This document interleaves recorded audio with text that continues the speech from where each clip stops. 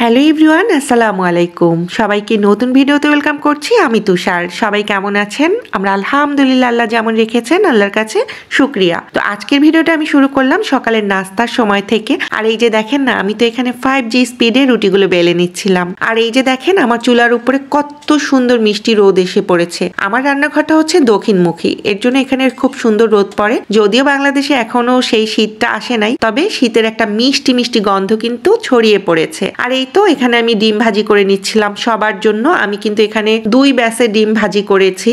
আমার বাসায় এখন মেহমানে ভরপুর। আমার আব্বা আম্মা আছেন, আমার কাজিন আছে, এমনকি আমার ভাইয়ের ছেলে আনমোলও আছে। তো আমরা সবাই মিলে নাস্তা করে নিয়েছি। এরপর এখানে আমি একটু লেবু চা তৈরি করেছি। এটা মূলত মশলা চা, পরে আমি লেবু অ্যাড করেছি।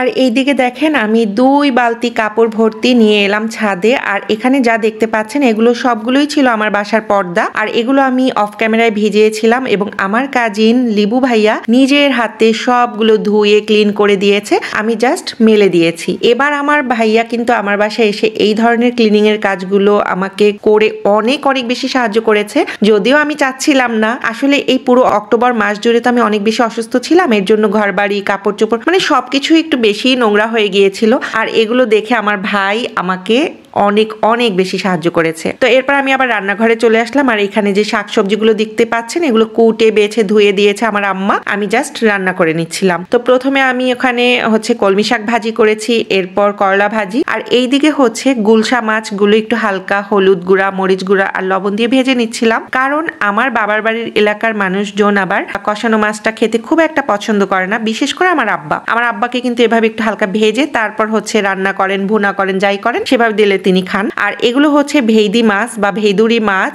খেতে কিন্তু দারুণ লাগে।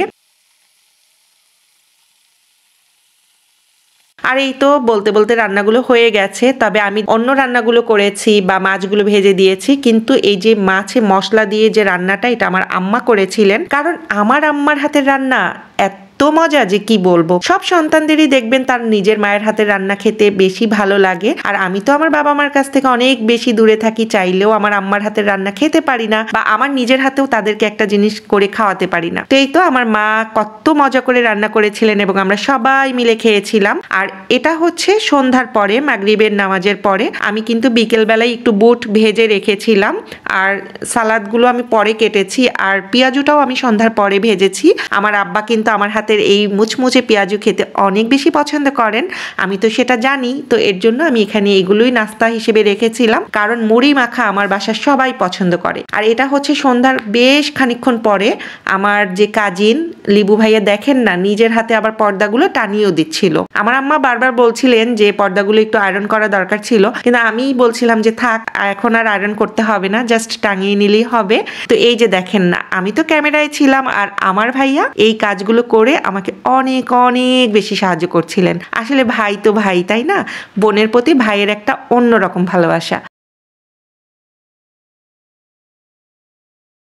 আর ইনি হচ্ছেন আমার আব্বা। শেষমেশ আমার আব্বাও লেগে পড়েছেন তার মেয়ের ঘর সংসারের কাজে। তো তারা 2 চাচা ভাতিজা মিলে দুজনে মিলেই পর্দাগুলো টানিয়ে দিচ্ছিলেন। আর সবাই আপনারা আমার পরিবারের জন্য দোয়া করবেন। আমি আপনাদের সবার জন্য মন থেকে দোয়া করি। আল্লাহ হাফেজ।